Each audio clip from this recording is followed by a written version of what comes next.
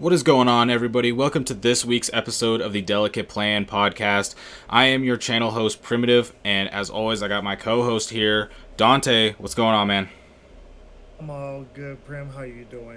Oh, I'm doing great. I am tired because we are filming this like post nationals, the day of the top 16 nationals. So I woke up early to watch EU, and then Oh, I was just watching Latin America.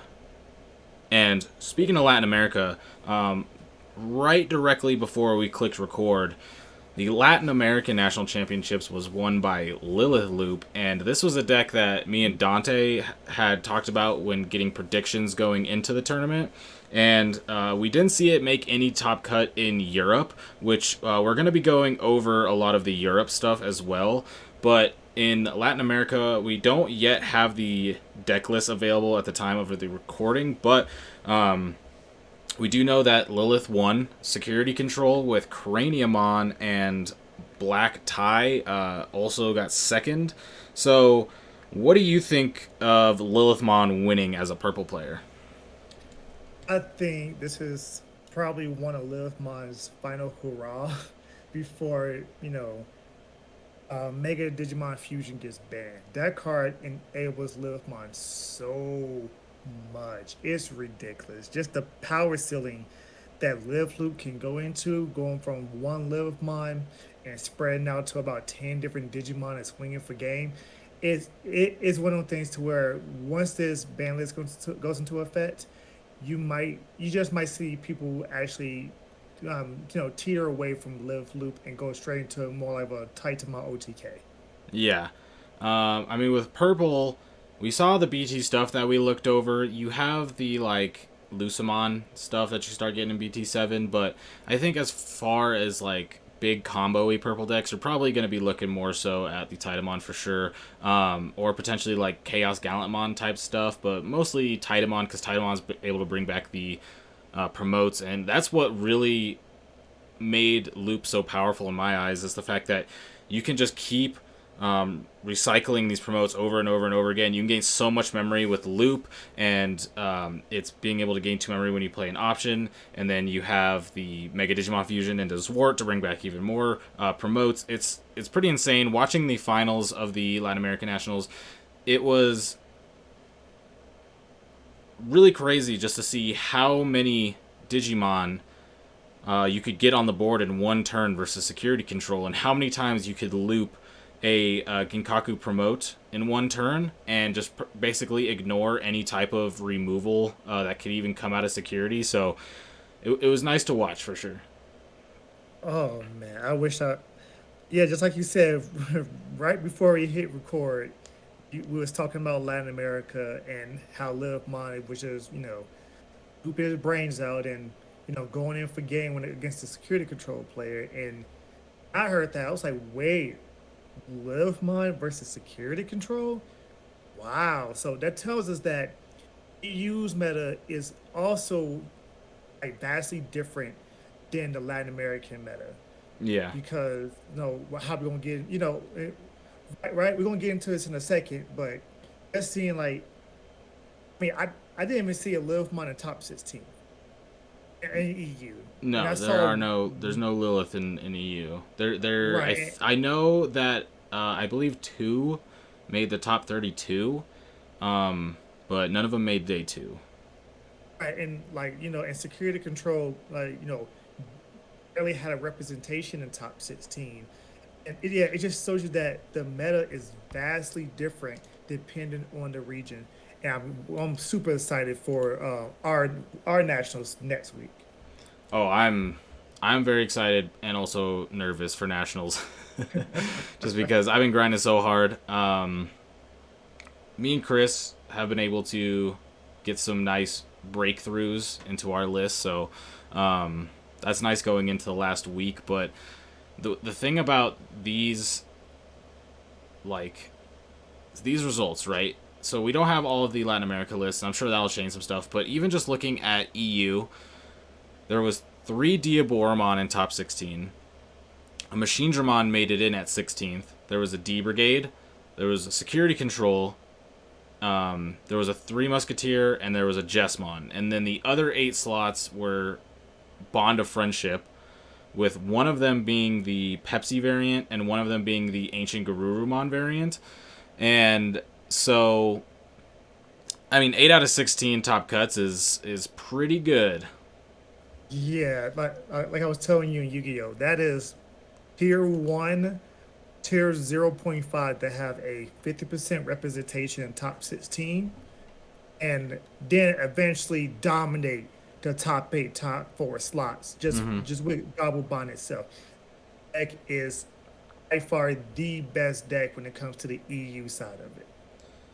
Yeah, I mean, I think it's going to be interesting because with Bond already being kind of the number one target, but then seeing these results, I think the NA metagame is going to, a lot of people are going to shift to these quote anti-Bond type decks. So namely kind of like security control, and then a lot of people are also liking the Diaboromon into it, and with 3 Diaboromon cutting, that's definitely going to up the Diaboromon stonks. So I think that going into NA Nationals with these results, security control will probably go up a little bit. There was a decent amount of security control in this tournament from what I could tell, but none of them really made tops. But in North America tournaments before EX1, and just for the past while, security control has been very popular. And so I think going into this meta where security control showed to be at least decent in the metagame by getting 2 out of top 4 in Latin America. One of them made top 16 in Europe, and then there was just a bunch of representation of security control within that. But that's probably going to bump it up because NA just naturally likes security control.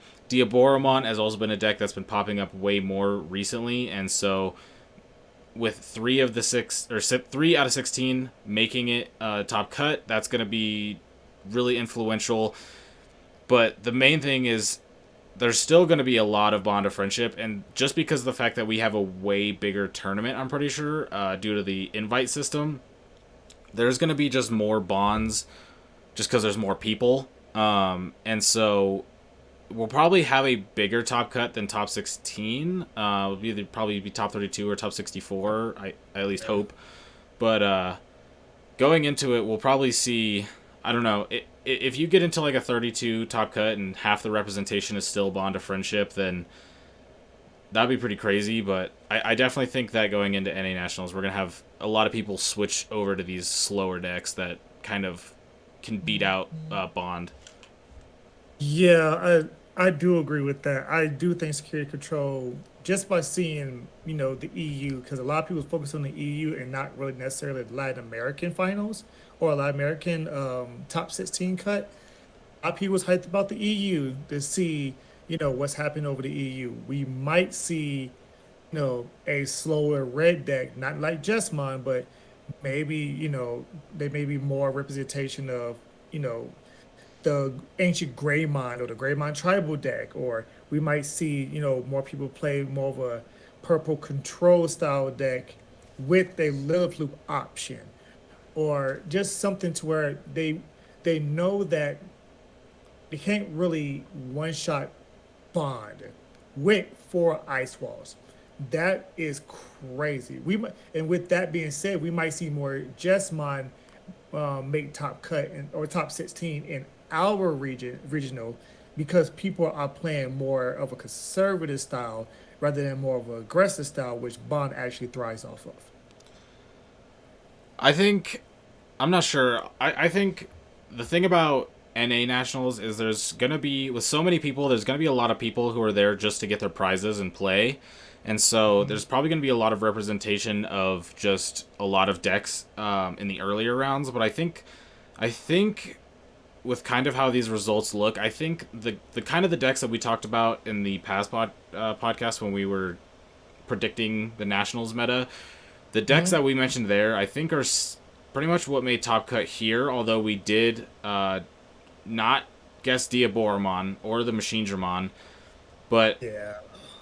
But with those being said, you could add those on top of there. But the same decks we were talking about then, I think, are still going to be the top tables. We're still going to see Bond of Friendship, Bond of Bravery. There'll be probably a couple Jesmon, Security Control, 3 Musketeers, D-Brigade, just because we're definitely going to have a higher top cut than top 16. So there's going to be a lot more decks that have the potential to top cut. But I'm just interested to see how many Bond of Friendship make day 2 and just how many are submitted in general, because I've been playing in a lot of online tournaments, and honestly I don't really play the Bond of Friendship mirror as much. I mean, in like a 6-round tournament I will play it like 2 times, maybe sometimes 3 times. I've gone times where I've played 1 or none, and so it's like in NA metagames I feel like I play against not like I don't really play against Bond of Friendship as much, and so I don't know if that's like a metagame trend or if people are going to switch over to Bond of Friendship now that we have access to Ice Wall and all that stuff. So we'll have to see, but from what I've had experience in and from watching streams and stuff, there are definitely always going to be a lot of Bond of Friendship present, but it doesn't really feel that way to me because I never play them at like top tables. The top tables seem to be recently like a lot of like there's Bond in there, but it's a lot of like red decks, Jesmon, GabuBond, or like Security Control. Yeah, it's one of them things to where I think you're correct on that part that people was waiting for Ice Wall. Wanted to play the deck at full power. This is just my theory crafting. They wanted to play the deck at full power. They didn't want to play the deck when it was at its worst or it was flawed. They wanted it at its highest peak. It's a TCG mindset. If you're going to play the meta, you're going to want to play it at its highest peak. You don't want to, basically net deck and maybe do a couple of changes, depending on, your local scene or your regional scene or something like that. Mm-hmm. But for the most part, 40 to 45 cards are going to be still the same across the board, unless you just, totally change your entire strategy up. Yeah. With the whole bond thing, but yeah, I think people are just waiting for Ice Wall to come out, waiting for things like Analog Boy or anything like that, or you know, and with EXO-1 and introducing Machinedramon, which is more of a slower, grindy deck with a very oppressive attack style once it gets set up. Mm-hmm. It slows the game down, or other decks like GabuBond, like a bricky Jesmon deck to actually thrive and go through everything, Mm-hmm. and then make it the top cut, and it probably fall in top cut. But yeah, I with the results, I really think that GabuBond, like we've been saying this whole time, is the best deck of this format. Oh, it's definitely the best deck of this format. I thought it was the best deck of BT6 as well. But I mean, when you give it Ice Wall, it's definitely just way stronger. I think, I don't know. I mean, it's going to be hard to tell with Nationals. Neither of the Nationals really went how I totally expected them to. I mean, I definitely thought Bond would probably win both, but I also, like I said, I thought Lilith had the potential too, so I was really surprised when I didn't see any cut top 16 in Europe at all.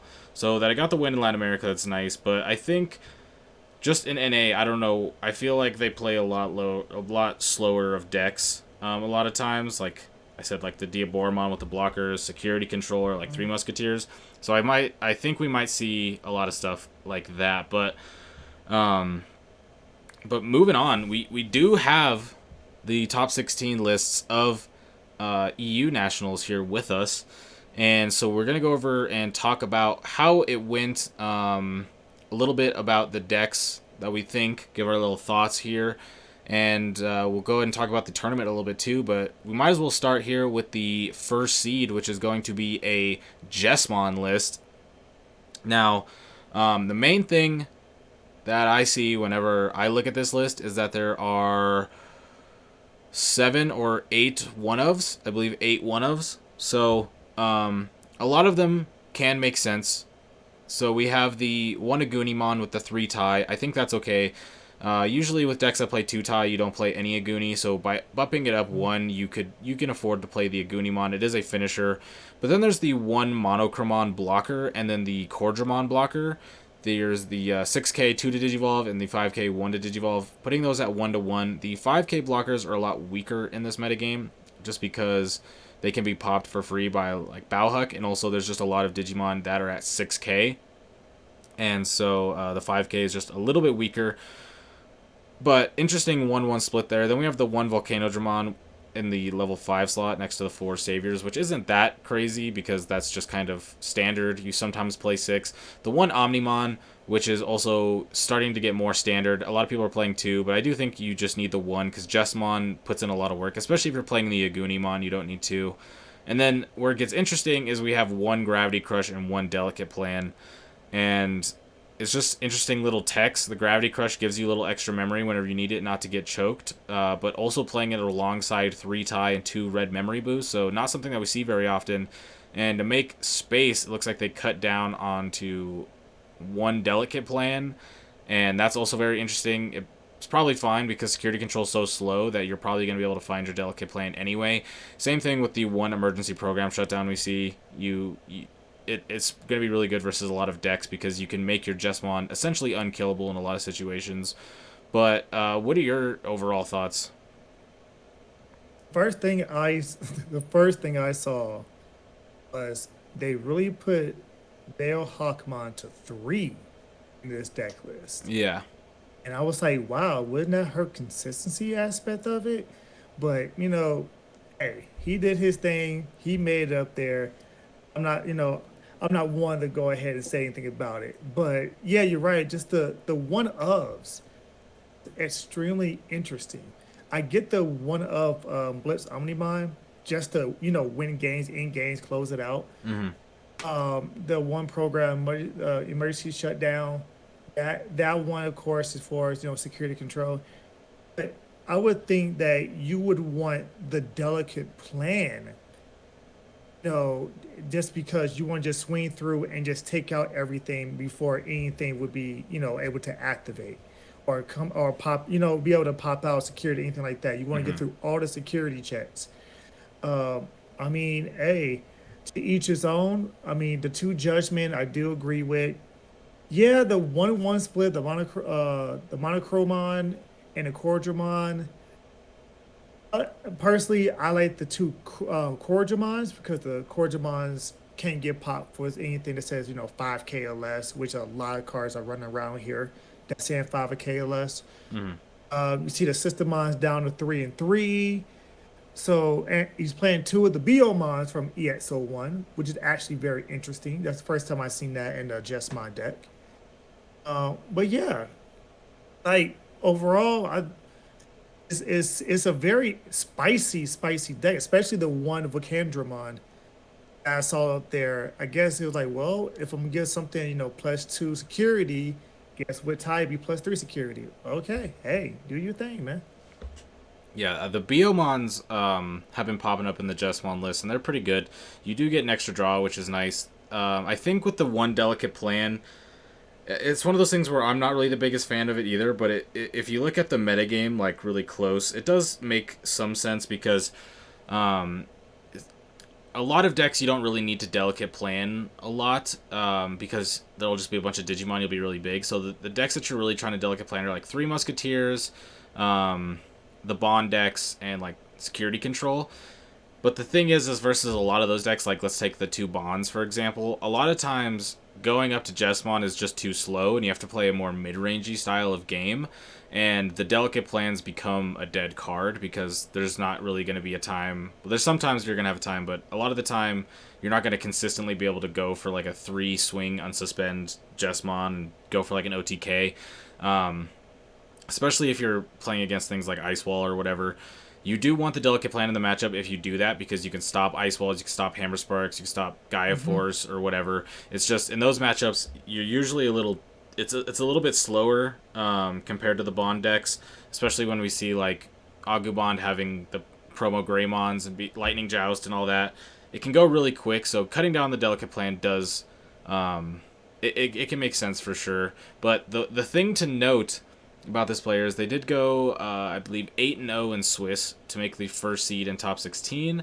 However, they, from what I heard, did not face any GabuBond in the 8 rounds of Swiss, and did not play GabuBond until top 4 of the tournament. Played Machinedramon in top 16 and Diaboromon in top 8. And then it was very swiftly beaten by the GabuBond, which, when looking at this list, there's a lot of cards that are played in Jesmon lists that are considered like GabuBond style techs. Things like Greymon, the War Growlmon, Atomic Blaster, stuff like that, and none of that's in here. So definitely not super teched for that matchup, and there was a lot of them, so it was very interesting that whiffed them all. But to be fair, did play one in the 3rd and 4th place match and won, so did end up getting 3rd place. So it played 2 GabuBonds, won 1, lost 1. Unfortunately, lost the one where it would have been the World's qualification, but still able to come in 3rd and get that trophy. But yeah, it's a Jesmon list. It's the only Justmon list too. That just goes to show you that over there, Justmon really gets countered pretty hard when it comes to their metagame. For it to not face one bond deck, go 8-0, not facing any bond deck, and then go up and face a bond deck. And yeah, it's one of those things to where can Justmon really beat Bond, 2, 3 times throughout a tournament and actually, make it to a top spot? That's going to be very rough to see. I mean, you definitely can, but it's not going to be easy. I've played a lot of games in this matchup, and there's just so many times where when you're playing against GabuBond and you're playing against Jesmon, you feel like you did everything as perfect as you could have, and you still just, everything was out of your control. It's like you just swing in a couple rookies early, and then you have a turn where you just promote Bond, and you swing a bunch of times and go into a Lobomon, and there's just like not very much interaction in the matchup, especially when you play like Ice Wall to slow down if you need an extra turn, or you play back-to-back Ice Walls, slowing down the deck a lot. It's just it can win. It's been shown that it can win. It's just rough. It's definitely a disadvantaged matchup. Yeah. Oh yeah, it this is a very spicy Justmon list. It's one of those things to where I think they was saying, okay, if I avoid the GabuBond matchup, I can beat anything. And he showed that if you avoid the GabuBond matchup, you can beat everything else. Mm-hmm. But when you go against GabuBond and lose within 10 minutes and get too old, that's pretty rough. I mean, it can definitely beat a lot of the things in the meta. A lot of the decks that are like more traditional style decks where you like build up with Digimon from like a rookie to a mega and do that kind of game plan instead of like how bonds are just like warp to level 7. It's gonna have a good time versus that, because you have like Judgment of the Blade to swing over stuff with piercing and multiple checks and unsuspending and Bauhuckmon and then Sistermon blockers. There's a lot of stuff that goes well for it, but I mean, got it done. 8-0. Hey. First person to go ever to go undefeated in a Digimon trading card game nationals. Well, this specific Digimon iteration of Digimon trading card game. Well, props to him, 100%. Yeah, props to him. But the next deck list I want to talk about is the going in top 16 ended up being the 8th seed, or actually no, the 14th seed. Sorry, Geist, with a Diaboromon deck list. And the reason why I want to talk about this Diaboromon deck list is this player Geist did unfortunately get a game loss in game 3 of top 8 against the eventual winner of the tournament, because their camera froze for I think 1 to 2 minutes. Got the game loss in game 3. However, they did pretty much have a one board state. Like they were pretty much going to 100% win the game on the following turn when it went back to their turn. So did not make it to top 4, but if that camera mishap did not happen, this would have been our lone Diaboromon player of the 3 to make a top 4, would have been the highest placing one. There was another Diaboromon player that kind of made top 4. I'm not going to go ahead and get into that situation, but this would have been the highest placing Diaboromon deck list. So with Diaboromon making it 3 out of top 16, getting some good representation, I figured we should get a little bit of talking about the Diaboromon deck list. Now, I kind of already went over these deck lists with Chris when they first were released, and for the most part, the rookie and champion lineups are essentially identical between the 3 lists. You have some that are maybe 1 card off. The ultimates are also kind of like they're the same 3 Inframon ultimates with different ratios. So it's those are all very the same. Where a lot of the decks differed were in the ratios of the 3 Diaboromons they played, as well as the option cards that they had in their deck. And so that's where the big distinctions went in. But with this list, we in the option slots we have 1 final Zubagon Punch, the only Diaboromon player to feature this in their list. And this is really interesting because if you can, with the Caramons and the Inframons in the deck being able to buff up your other Diaboromons, you can get a Diaboromon way past the threshold to be able to get the security attack +1 blocker and all that. But it's an interesting tech. But they also have 1 Gwelt Schwarmer, which is I think needed to be able to beat Mechanorimon, especially multiple Mechanorimon, without having to rely on your Caramon and your Inframon buffing you up. They have the 1 Iron Fisted Onslaught, which is just a good removal tech, and then the 2 Ultimate Flare, which are going to be great in like a bunch of matchups.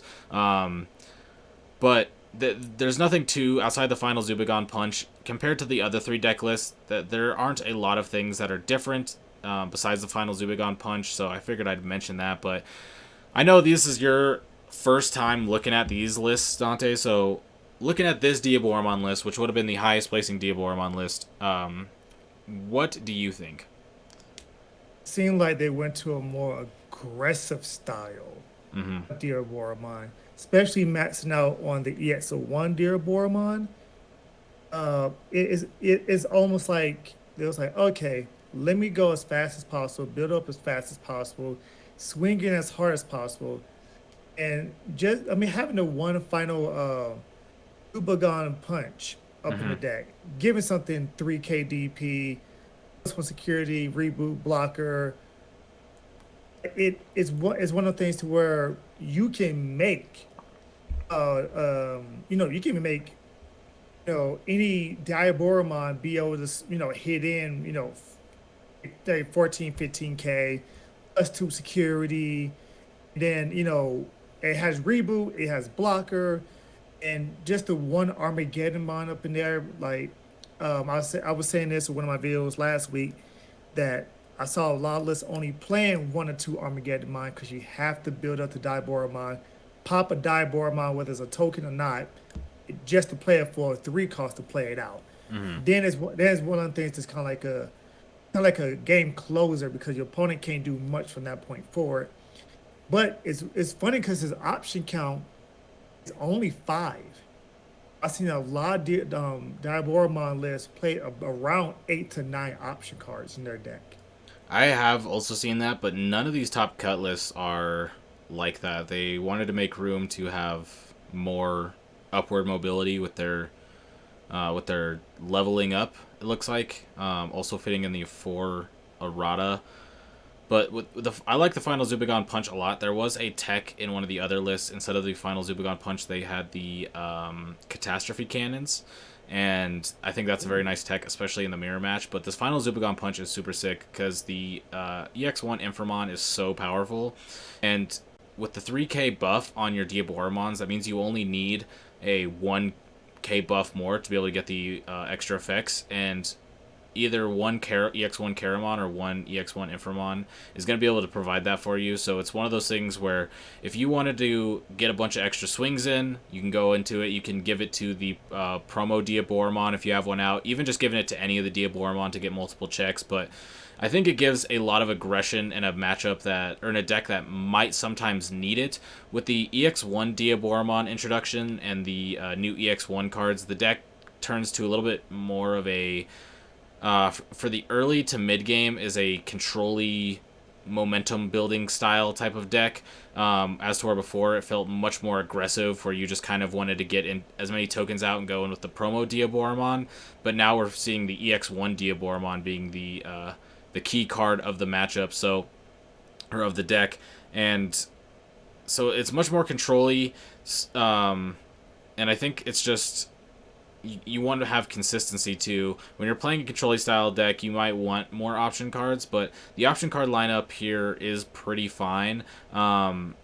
Because the thing is with EX1 Diaboromon, once you get a couple tokens out with this Diaboromon out, a lot of times your opponents are going to get potentially shut down from aggression, so you don't really need removal as much because your opponent's not really going to be able to do anything, because it gives all Diaboromon blockers too. So even if you have the other Diaboromon that aren't tokens on the board, those are also blockers, and they could be buffed up with the Inframons and the Caramons, and so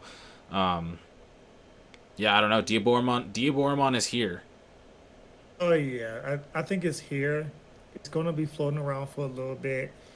Um, who knows? It might be one of those things to where a lot of people might want to play it in BT7 Uh-huh. because there's no real deck in black, that can overshadow it. Yes, the Alpha Mind X Antibody deck is actually very, very good, but if Diaboromon high rolls, it can stop a lot of what the S Antibody deck wants to do. It wants to pop things. It wants to control. It wants to attack aggressively.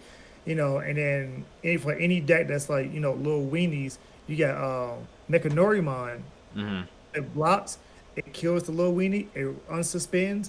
It's one of those things to where if it doesn't have more than 6K and you're ramming into it, chances are you got an infinite blocker that's gonna block all the little ones. So Mm-hmm.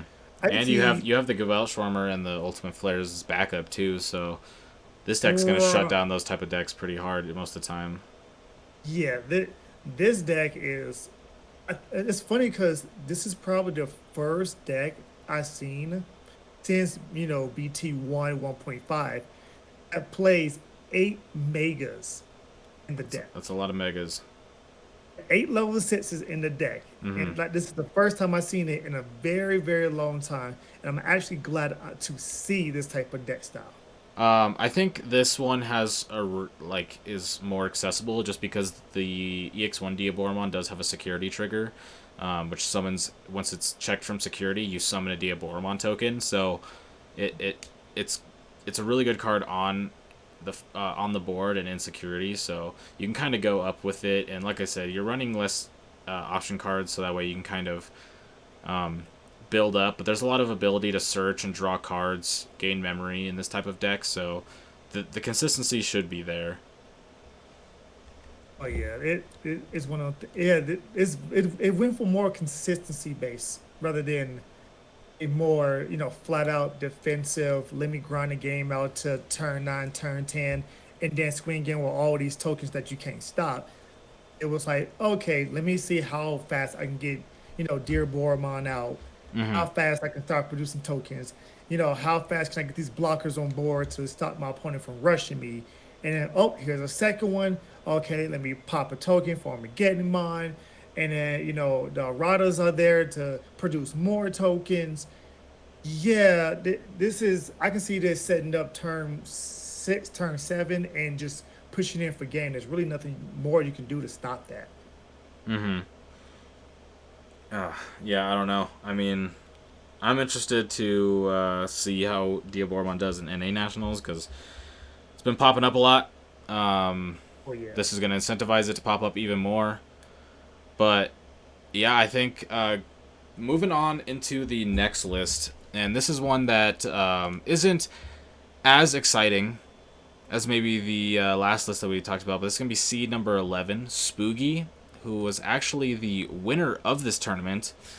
And now this list, if you've all seen it, I'll have the picture for it of it for you here on the screen here as well. But this list, if you've watched any of my content or followed any of my content, this list might look a little familiar to you because what I learned when looking at these lists the first time on stream, and then also said it a little bit in the winner's interview, is that this list was taken off of my stream.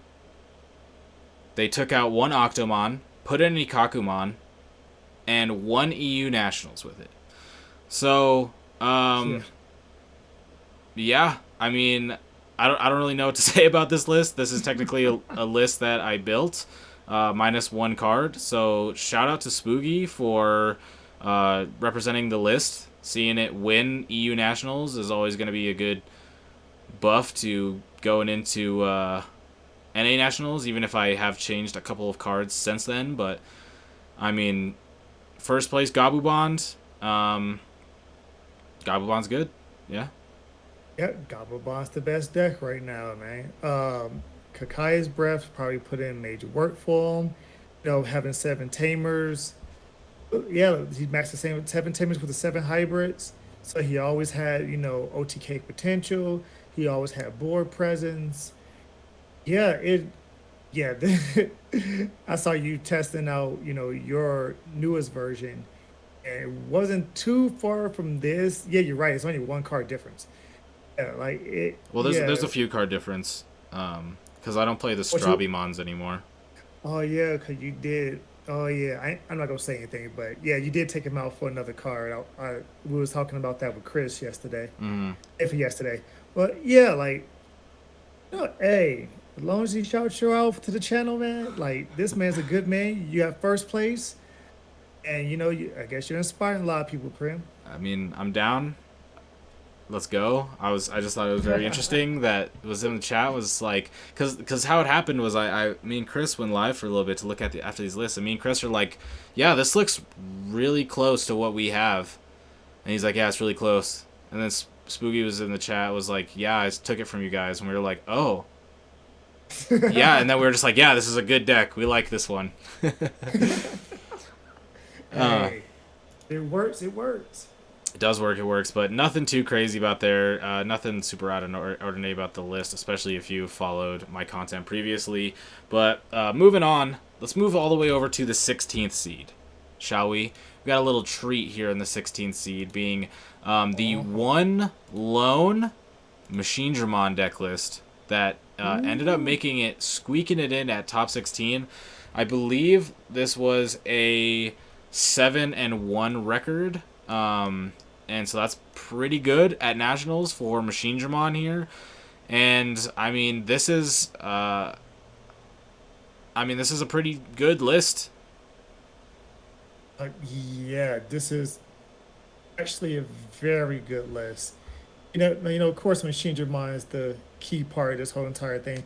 Having a Gundramon, which is interesting. I have not seen Gundramon in many Machinedramon lists, but it might be one of those things to where people might start teching it in. Having, you know, the 2 Tide and the 3 Analog Boys just to help you out, you know, with the Zord. And I'm surprised he didn't play any white option cards up in here. I think that's my biggest thing. Yeah, I think you could have potentially fit an emergency program shutdown. I don't really think you need like MDF or anything with the 1 Zwart. But to go back to what you said, the Gundramon is being teched in a little bit more because you have the Digivolve, you trash the top 5, and then if you hit a level 7 option, you can play it. If not, you can pop a, I believe, 4K or less. And the main reason for this is obviously in this list there is 1 Gweltschwarmer, which is the only target for this this trigger. But the reason you want this is not to be able to do that. The being able to pop a 4K DP or less Digimon is going to be cool, but the main reason you're doing this is because Machinedramon plays off of the trash, and having as many different numbered level 5 cyborg or machines in the trash as possible. So this is a Mega that is a blocker, so it gives you a little bit of value. You have a lot of inheritables on your level 5s that are going to be nice that you could put underneath a Gundramon, but it's mostly just there because it is a blocker and it speeds up your Machinedramon gameplay. And if you can trash 3, 4, 5 level 5s into your trash, then you do have your Machinedramon pretty much on full power, especially if you get the specific 5 that you really like under your Machinedramon, because this list is playing, I believe, nine different, yeah, 9 different level 5s. Mm-hmm. So a lot of variety. My only thing about this, and I don't think it really matters. I think what I think has been invalidated by people who play Machinedramon decks. I've always been a fan of the starter deck 7 Rise Greymon that has the on play delete. It deletes something. I don't remember the exact DP or level, but it's one of those things where playing against Machinedramon lists, I have seen a lot of Machinedramon players have to hard drop some level 5 sometimes, and it just happens. So I always liked it as a one of for whenever you do have to hard drop a level 5, at least hard dropping it gives you value on there. You don't get an inheritable, which is really big, but whenever you're hard dropping something like that, you're kind of wanting to like um, did you also think on I give top you. of it instead of hard playing your Machinedramon, right? So like it doesn't really matter as much. But the big thing is if you did play that, it would be the only card that the Gundramon couldn't digivolve into because all the other ones are either red black or yeah, just red or black or dual color of both. So it is something that whiffs on your level 6s. So it's not super crazy. I've just always been a fan of it. But this list is also playing the Gardramons. A lot of lists I've been seeing, or sorry, not the Gardramons, the Dark Tyrannomons. A lot of lists that I've been seeing have only been playing the Gardramons and the Mechanorimons. So there are a couple more champions in this list. And there's a decent amount of rookies at 11. So it's one of those things where this list probably doesn't even hard play as much. So that's why I say I like this list. The Dark Tyrannomons are very interesting just because, like we talked about with 5k blockers prior, they do get popped with Bauhuck, and there's a lot of cards that are at 6k that you just can't block anymore, like Kendo Garurumon, for example, or something like that, or Bauhuckmon. Um, and so it's not a 6k blocker, but you do get more champions, so you can get a little bit more of upward mobility. And also, I just realized it also doesn't fit with the cyborg or whatever, or machine. So it doesn't work with Hagurumon. It doesn't work with Ultimate Connection. But Ultimate Connection is a really, really sick card. Being able to gain 2 memory and draw 2 cards out of security that's pretty good. Yeah, like it, that card right there, giving the deck its own personal draw power, is amazing. I actually had an opportunity to play against this deck back on Friday. Shouts out to Romero. Mm-hmm. I We was was playing against going over Romero as well. right, so we was going over everything, and I think we had came to a conclusion of the reason why they played the certain level 5s that they do is because of the inheritables, Mm-hmm. because of Machine Dramon being able to bring them all back and put in as Digivolution sources and being able to, have all these different inheritables. That's what makes Machine Dramon so powerful. And just getting rid of one of them for Ultimate Connection doesn't, hurt Machine Dramon at all. It still lives. It has 3 lives. Mm-hmm. So it's one of the things to where it still lives, even if your Ultimate Connection off of that Machine Dramon, it's still a big boy. Mm-hmm. And if all the Digivolution sources are gone, you go right into the Omnimon Zord, and then you mill 3 and then play 2.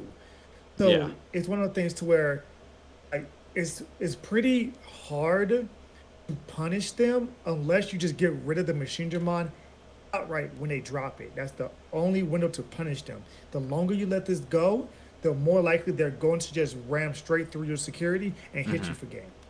Yeah, and even bouncing it and stuff doesn't even feel that good because they just play it again. It does stall turns, Yep. but it doesn't really get rid of it because they're just gonna keep playing it, keep gaining the memory. Um, Yeah.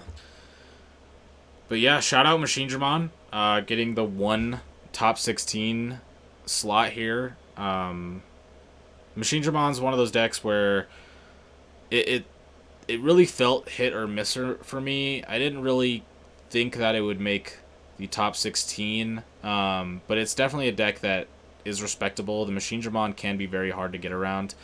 So, yeah, I mean, shout out to the getting the Machine Dramon representation, even though if it did have to immediately lose in top 16 to the Jessmon.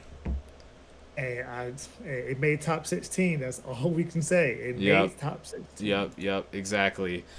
So the next interesting list that made top 16 is going to be seed number 9, which is a D-Brigade list. And Oh, this list is pretty crazy. So, looking at it, we have some cards that normally aren't seen anywhere in D-Brigade lists. We have this fun little card called uh, Ogremon in the list. The purple level 4 Ogremon, where on play you trash a card to delete a level 4 or lower. We have the Shade Mons to come out of security. We have 3 level 7s, and they are not the normal level 7s of the Zwart defeat. No, it is 1 Millenniumon, 1 Omnimon Alter S, and 1 Omnimon Zwart. So a lot of variety there, being able to be good in multiple matchups. The Millenniumon being a Craniumon answer, the Alter S being used in a lot of places, really. And then the Zwart being able to bring back a bunch of Digimon or some blockers if you need. Being able to get that aggression.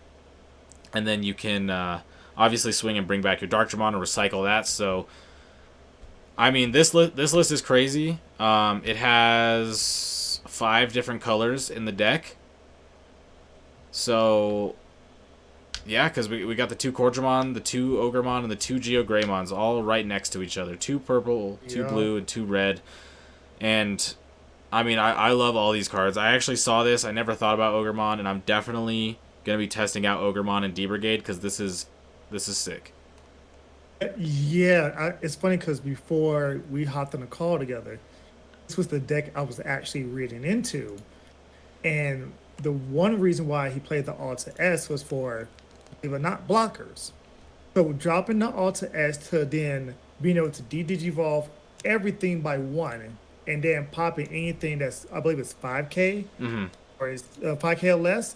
When you de-digivolve blockers, there's no level 3 Digimon that's more than 5K.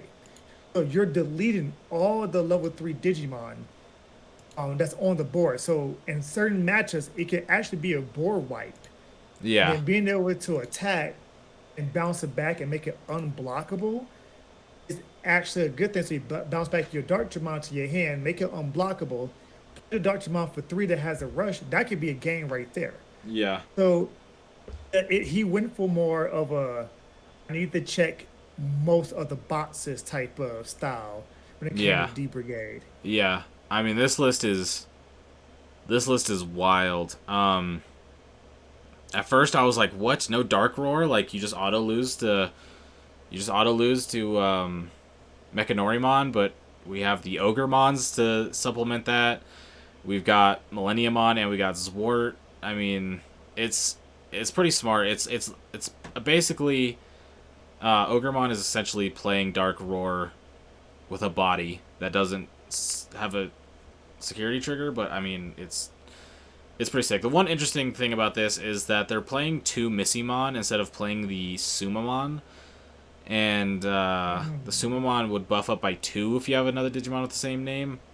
And then Missymon only buffs up by 1 if you have D-Brigade. So Missymon is usually better if you're going to have a card be a Sealsdramon. But if you're going to have it be a Commandramon, then it's usually better to be Sumamon. And if it's the Hagurumon, it doesn't even matter. So it was interesting to see that egg choice. I like the 3-2 split between the Pagumon and the Missymon, but I prefer the Sumamon split just because I do like the Sumamons a little bit better. It's another answer for Mechanorimon as well because you can buff up your 5K Commandramons up to 7K as to where this just buffs them up to 6K. But yeah, I mean it's pretty dope to see D-Brigade going in, getting some representation, getting a top cut. It was winning the first few NA tournaments with EX1, and so it's definitely bound to get some results. I'm sure once we see the Latam results, it'll definitely also be there's definitely going to be some Commandramon in there. And then going into NA, I definitely see a lot of Commandramon representation coming in. Oh yeah, like I can definitely see that as well. Like the Agurumon, I love the tech being able to on play it, discard a Cyber, which I believe is Steel Dramon, Mechanorimon are Cybers. So like just being I'm able pretty to sure get you can just trash a Commandramon. there you go, and a Commandramon. So it's one of the things to where like giving the deck just consistent draw power to dig through even further outside the core Dramon, outside of normal Yeah, drawing, outside of a stacking weight is machine or cyborg. So that's there you go then. That's basically perfect. all of the deck, because all the Commandramons are cyborg slash D-Brigade. See, that's perfect right there. Having just inherent ability to load your grave for Dark Dramon, And draw. drawing two off of that, and then if you have five or more, just drop the Dark Dramon for three, and then being able to rush in for game or rush in to hit, a problematic Digimon or even security. Like it's one of the things to where that's a great tech out of EXO1. That really is good. Yeah, I mean, I like this deck. This deck is clean. I like D-Brigade. I like D-Brigade winning. This list had a lot of interesting things. I'm not the biggest fan of the Dracomons, but they work. You can also Digivolve your Corgimons on top of them, so you don't have to like hard play Corgimons, so that works. The Shademons were interesting. I don't think I've seen Shademon in a deck list, or at least a D-Brigade deck list. The Ogremons I've definitely never seen before. This was a spicy tech, and we're definitely going to be seeing people replicate this. And then the three one of level 7s, they all do work. So yeah, I'm a fan of this list. I think a lot of people might start playing Alta S more in a D Brigade deck just for the simple fact, like, people probably forget, oh, yeah, it digivolves everything by one and then deletes 5 or 6K or lower. So it's one of the things where, oh, okay, if it's a champion, it's going to get deleted. If Mm-hmm. it's an ultimate, it digivolves it and it checks, it can be I'm pretty sure it's 6K. If it is 6K, then that means all the blockers that are lower four are just going to die. Mm-hmm. So yeah, I think a lot of people might be playing a couple of Alta S's coming up here in the future when it comes to playing D Brigade. Yeah, I can see it. I can see this being very influential for the D-Brigade metagame. A lot of stuff I feel like I haven't seen, so it's going to be a little more untested, but it seems like it could work. So, yeah. But Yeah, next up, we'll go down. We were just looking at seed number 9. Let's go to seed number 10. Another decently interesting list, because this is the one security control list that made the top 16. But this list has some interesting things to be included to it. So they do have the Beal Star package, 3 Beal Star Mons with let's see here, four option cards that are 7 drops. We have the 3 Gwal Swarmers and the 1 Happy Bullet Showering, plus the other Beal Stars to be able to cheapen it. So you're not really going to be making this too cheap, but it is a recycle of those 2 cards. This is going to be good to replicate just because, especially if Diaboromon comes around. One of the things about security control and Diaboromon is security control has a decently tough time versus Diaboromon, because you can't get rid of them. They're megas with a high cost, and so you can't de-digivolve them. You can't Gwal Swarmer them. If they go tokens, you can Iron Fisted Onslaught, but the tokens are still going to survive. So the Happy Bullet Showering can come in very clutch there by being able to board clear wide tokens, which I think gives you a chance to beat it, and especially when you can recycle that with the Beal Stars. I do like this package a lot. So it works out, but the main interesting thing is we have 4 Zwart defeats, and that's not too crazy, but to accompany the 4 Zwart defeats, we are playing 1 all delete. that's my boy. That's my boy. That's yeah. There's 1 all delete in here, so we're clearing everything off the board. We're not doing this tamer nonsense, none of that. And then as far as recovery, so another very interesting thing about this list is this list went lower on a lot of things that other security control decks are very high in. So we see 2 tactical retreats and 1 holy wave, and the 2 tactical retreats is very interesting because the tactical retreats you're usually trying to cycle with the Geogreymons and the Corgimons, so you keep putting them back on top, keep getting those security effects. In this list we're playing 4 Geogreymons and 3 Corgimons, but in a list where you're playing that many, you're usually playing 3 or 4 Tactical Retreat. This one's only playing 2. Tactical Retreat also has a really good security trigger, being able to just recover 1 out of security, which is really good versus the Bond of Friendship matchup. And then the 1 Holy Wave, so you have 3 cards that recover you out of security, which is just a little bit lower than a lot of the other ones that I've seen. But you obviously have the 4 Reinforced Memory Boost, which is going to be an amazing card. And then another very interesting thing is this list is only playing 4 Tamers and 2 Izzy and 2 Izzy Joe. Once again, a lot of security control decks I've seen have been playing, 2 to 3 more Tamers than this. Teching in sometimes the Sorjo, the much less common Ty and Matt, but sometimes a lot of lists I feel like I see 3 to 4 Izzy Joes and then a couple of the Sorjos, or maybe 1 to 2 of the Sorjos. So just a couple Tamers shorter and a couple recovery cards shorter than what I'm usually seeing, but went up in Digimon, and because you got 4 of the Salamons, you got 4 Geograys, 3 Corgimons, 4 Machinedramons, 3 Beelstars, 2 Sukuyas, and 4 Zwarts. So a lot more heavy on the Digimon in this list. Really trying to have like a aggressive, more mid-range style with the Geograys and the Corgimons, it looks like. And then another thing that's missing from this list that has also been a lot more popular is the Seraphimon that gets security attack +1. So this list is just way different than a lot of the security control lists I've seen here in NA, but I mean, it went in there, got the work, it got all delete on the map, and I'm down. Oh man, having the all delete up in there is amazing in my opinion. Yeah, this deck is saying, well, the thing is, if you're gonna try to sit there and build up your tamers, I'm gonna just delete everything. Mm-hmm. I'm gonna just sit there and control it. I'm gonna just sit there and do what I do. Ultimate flares, yeah, like you said, there's a lot lower count on some of these cards. 2 ultimate flares, 1 holy wave, tactical retreat. Of course, you got the 4 obligatory Salamon, so you can just keep on recovering.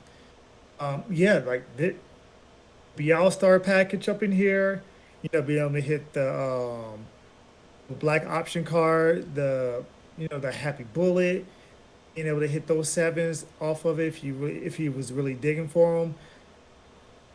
Yeah, this is interesting. I think if you know outside of a pure yellow, I think this might be the way that a lot of people might want to try to go for security control ahead into the future, Mm-hmm. especially because we're going tamer heavy. Wait, actually, hold on. Um, we have a bug with this deck list, actually. Oh, This if you close out, we're only at 48 out of 50 cards, and that's because it didn't pick on the 2. They submitted different card arts in their deck list, and it did not pick up on the 2 alt art holy waves. So there's actually, looking at this list, there's actually 3 holy waves in this list, and that does make a lot more sense. okay, okay. Yeah, you're right. Now that is yeah, I see it right there, right below it. Yeah. So with 3 holy waves, okay, that's a lot more standard now. But that all delete, that thing is gonna be, who's gonna be taking that in every security deck now. Mm-hmm. You play 4 Zort defeats, you play 1 all delete. There's no ifs ands or buts about it I hope that doesn't become a thing. That sounds terrifying. now. And then outside of the other GabuBonds, we have, I believe, just one more list left at Seed 15. That is the 3 Musketeers list. And I believe, as I go ahead and import this list real quick, I do believe this list also has an error. It does. So this one is also going to be 48 out of 50 cards. From what we see, I'll get it fixed. And the 2 cards that are missing are the 2 Alt-Art Beelstar Mons. So what we see are 2 Beelstar Mons, but there's 4 Beelstar Mons. But there's a lot to say about this list. There's a lot of cards that I have not really seen played in a 3 Musketeers list. We have the 1 of Gigadramon and 1 Megadramon. The black and red level 5s that are on your turn. The Gigadramon is also a red card. The Megadramon is also a black card. These have the opposing inheritables. So one's a your turn and one's your opponent's turn, but they have the same effect. These are cards that have not really been seen. Then we have two Hmm. Magna Kidmon, Right. which is also incredibly interesting. And because this isn't a card that hasn't been played a lot, it's I feel like versus with a lot of people, it's kind of was universally agreed on that it's just not that good. But if we look at the level 7 slots, they are playing an Alter S package, or like just the one Alter S, which can't go on top of the Beelstar anyway, so it would only be able to go on top of the Gundramon, so you do have extra targets. But I guess if you're trying to be more aggressive, the Magma Kidmon's going to be good, because you do get the security attack +1. And sometimes you might just need that aggression. You also get to play an option card when you Digivolve, so you could play something like you could Digivolve, and it's if it still keeps your turn, you could play a Nailbone, or you could play Trump Sword to get rid of a blocker, or whatever you need, and then swing in for 2 checks. And I'm still not the biggest fan of Magna Kidmon, but it did come out here. It did pull through, and I mean it's very interesting. I mean that's all I would say. I don't have experience playing against Magna Kidmon because, like I said, I haven't really seen many people play it, but able to make it up to top 16. I do believe this list made it to top 8. I might be incorrect, but I think it made top 8. But um, this is really interesting because actually the one Gigadramon and the one Megadramon look like they're specifically for the Magna Kidmon, or else it doesn't have any other red sources to Digivolve on top of. Right. And the Alta S like can go off of Gundramon and Magna Kidramon. So we just seeing Alta S if it's in a black or or a control red deck. Alta S is one of those things to where a lot of people are loving it. To where you can just play it, de-digivolve, delete most things. Yeah, this is a very interesting list. It's not. It's a lot of things to, like just tweaked, changed. Kidmon, that's interesting because I saw he was playing at most one of it. So hey, this man actually did very well with it, and this might be what a lot of people, if they want to play a pure variant of Three Musketeers, this might be the deck list a lot of people gonna go off of Mm-hmm. from probably here until we get somebody possibly foreign, a nationals or even potentially worlds with the Three Musketeers deck. This is probably the go-to right now. Yeah, if I'll be interested to see how this affects, if it does affect the Three Musketeers list going into North America, because this is one of those things where I feel like a lot of this stuff is untested as far as like community wide, and so Hmm. this isn't going to be something. This is going to have to be a deck list that people are going to have to test themselves and see how they feel about it, because you're going to have to play things a little bit different when you're playing the Gigadramon, the Megadramons, and factoring in the Magna Kidmons, and yeah, we'll have to see how it shapes up, but that will definitely be an interesting one for sure. Um, and then the rest of the decks are GabuBond lists, and I don't really think we need to go over 8 different GabuBond lists, but I do think there is a couple that we should talk about. The first one being seed number 4, Aaron, who was playing the ancient Garurumon. Um, I believe this is the one with the ancient Garurumon package. Hmm. And so this is the only Bond of Friendship deck that made the or had the ancient Guru package that made it. Looking at it, there are a few things that are interesting to me. For the most part, I think most of the deck makes a lot of sense. The rookie lineup's fine. The champion lineup makes sense. The biggest thing though is they're playing the 3 analog boy, and you need to, because that's kind of the combo. With ancient, you make it so you put your opponent at 1. The ancient will get deleted at the end of the turn, and then you can tap analog boy, gain a memory, and hatch a Digitama, so it comes back into your turn, and then you can start to build up and promote next turn and go into bond. So that's kind of the whole package, but to be able to fit the 4 Lobomons, the 4 Ancients, and the 3 Analog boys, the thing is you have to cut some spaces, and one of the cards that has been completely cut is Hammer Spark, Yep. and that is a pretty big difference from a lot of other GabuBond lists, because a lot of people we're joking about how with Icewall you have 8 Hammer Sparks, but that is for the most part true, but with this one you just have the 4 ice walls that are in security. Your security is a lot weaker as far as option cards, but you are getting this whole other aggressive package. Yeah, it. Yeah, when I saw this and was no hammer sparks, I was like, wait, no hammer sparks? Isn't that a blue staple? And then I'm seeing that he plays 4 Matt 3 Davis instead of a 4-3 Davis Matt lineup. Absolute Blast is up in here. I've been seeing some people take that in. Yeah, this is very interesting. Like I'm actually liking this. He's playing the full Lobomons, and he's playing the 4 promo Lobomons to get into the ancient Garurumon level 3. You go up into ancient Garurumon for a 3 because you do two. You do 2 and then 1 into ancient.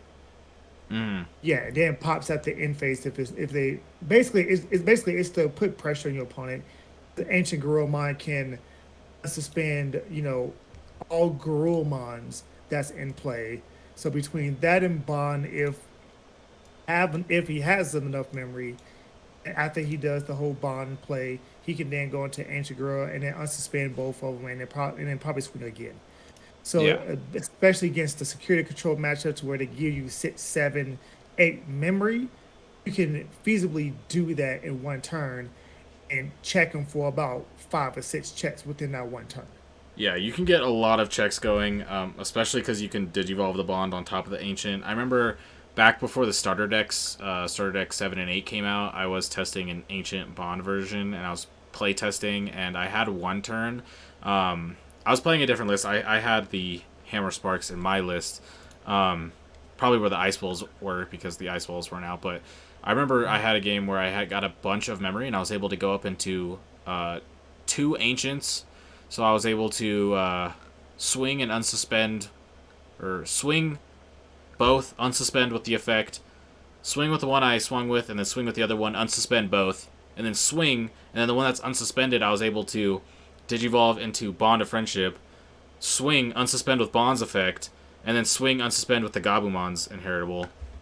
And it was, I think I went through like 8 or 9 swings, and like through like a bunch of blockers, and it was insane. That's not going to be as feasible because of how the metagame looks now, but that the ability to pair Ancient with Bond can come for a lot of swings.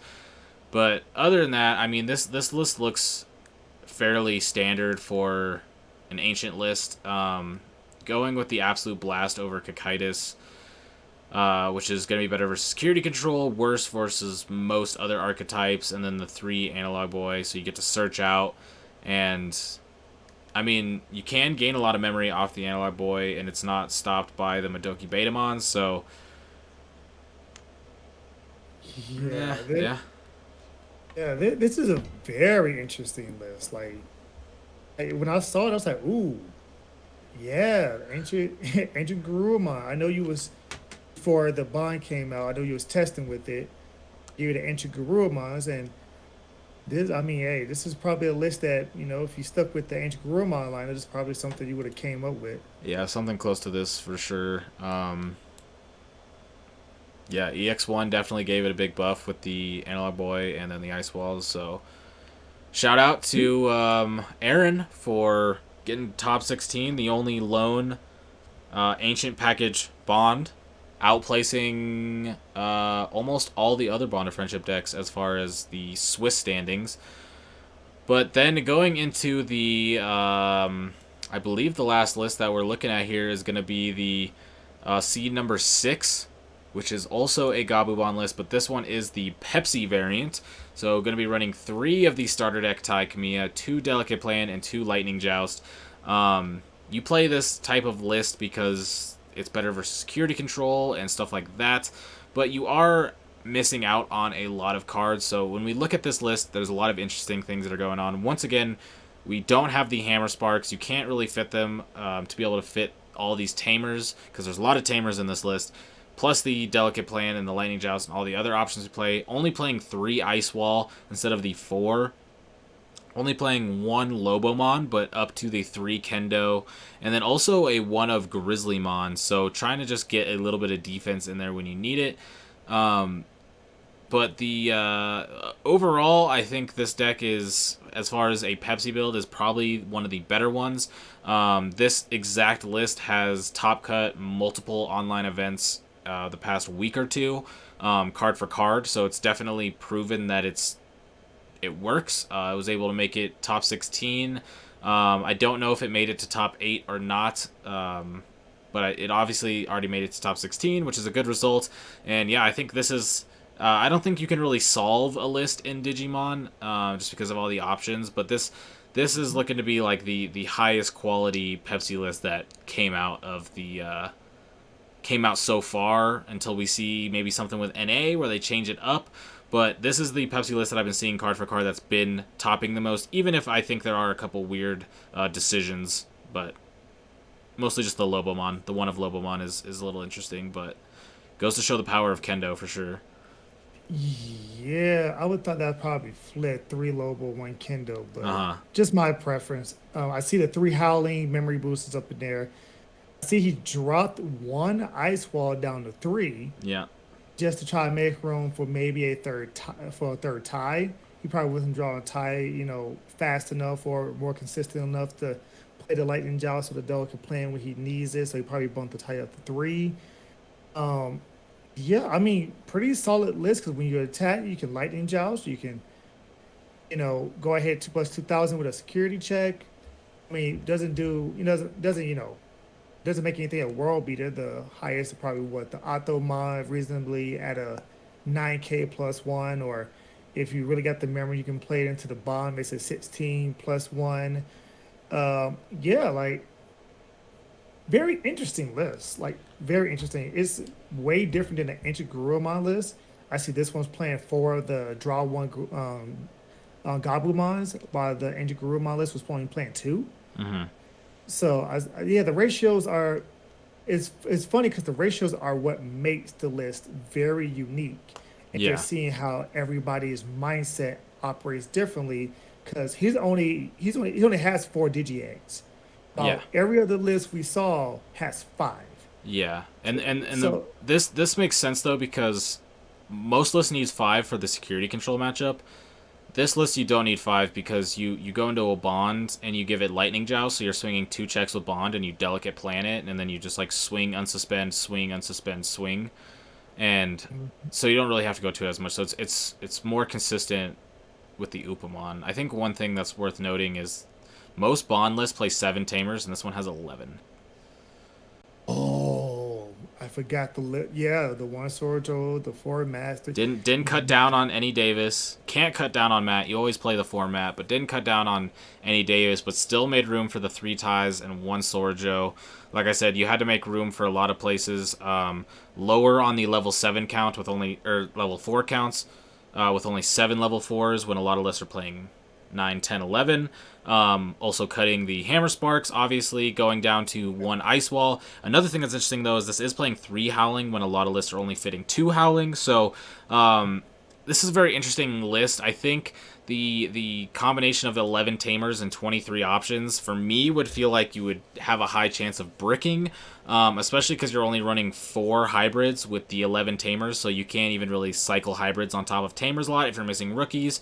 But like I said, this list has been topping. It's been getting consistent results, so it obviously works. It's just it's got these. This specific list has got just way different ratios than any of the other GabuBond lists that we've seen. Yeah, these ratios are very interesting. I'm just saying they're very interesting. The Indigo at three, the Lobomon at one, playing 11 Tamers. There's no red hybrids up in here, so the tie is solely for the Delicate playing the Lightning Joust. To Of be course, fair, in the mirror match, a lot of people say, "Well, how do you feel about in the Pepsi mirror match? They have the advantage, or they have the advantage." I don't think necessarily in the mirror a lot of times you have the advantage, just because like the other list will have Hammer Spark and 4 Ice Walls and probably more hybrids to go for stuff like that. But the tie Kamiya itself is actually really huge because it gives all your Digimon plus 1 KDP. So it's like your bonds are not going to trade into the opponent's bond and security. You can swing, your Gabumons can swing over your opponent's Gabumon. Your kendos can swing over your opponent's kendos, and so that itself is going to be, I think, is a powerful card in this metagame just with how many bonds came in.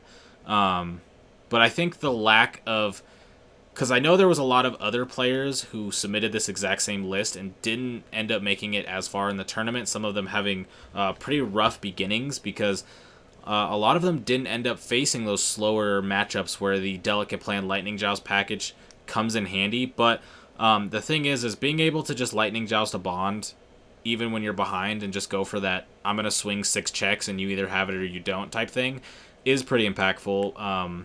It's just, it can be like a double-edged sword sometimes, where it's like, if you have these red cards in hand with no red source, they can be dead. And sometimes you go for Lightning Joust and you go down to 1 and your first check is Ice Wall anyway, so it's the Pepsi package in particular is something that I've got asked about a lot when I stream. Pretty much every stream, people ask me about what I think about the Pepsi package. I won't really go into it here. Spoiler alert, I'm not the biggest fan, or else I would probably play it in my list, but it has a lot of merit to it for sure. Yeah, this is definitely more up your level. Interesting. I love innovation when it comes to deck building, and for somebody to actually make top 16, at Nats in the EU with this deck, he must know what to do with this deck. He must know how to pilot this deck. Mm. I mean, yeah, you can get lucky, 2, 3, 4 times in a row, but the rest of the times it has to be, pure skill and knowledge of with your deck versus the matchup. So he really must have mastered his deck to a certain degree in order to take it that far. Yeah, and like I said, the players who have been playing this list have been topping with it, and they definitely got it down. So if you're playing at any nationals, you're trying to play a Pepsi list, this is probably going to be your starting point. It's definitely proven to be potentially the most optimal list that's out right now, but that's up for you all to decide yourself. But I mean, with that being said, that is pretty much all the deck lists that we're going to talk about. Don't really need to go over a lot of other bond lists, as for the most part they're generally the same. Just want to talk about the interesting changes that went through, plus the one that did take the entire event. But do you have any final last words? Oh man, but with the Latin American being won by Liftmon and GabuBond being won by EU, I'm just waiting to see what's going to really take in there. Is it going to be GabuBond, or are we going to get upset and have just mono or another road deck come and take it? It's going to be crazy. Yeah, it'll be interesting, and we will see. I mean, likely there will not be a podcast episode next week, just because we record this on the weekend, and next weekend is North America Nationals, and I will be playing in it and doing my best to do as well as possible. And so we will definitely be able to, the next podcast that comes out, we'll definitely be able to talk about North American Nationals, any of the new reveals that come out and all of that. But with that being said, that is going to be it for this week's episode. If you all enjoyed, be sure to give a like and subscribe on the videos. Be sure to check out Dante's channel as well at Digimon Laboratory. That way you can get notified when it comes up. I'm still trying to get this podcast on Spotify, so it'll hopefully be up soon. As soon as it is, I'll have all the episodes up for you all who want it in just the audio form. But yeah, be sure to leave us any comments down below if you have any questions that we could go over in the future episodes. But with that being said, we're going to get out of here. I am Primitive. I am Dante. And we will catch you all next time. Have a good one. Peace.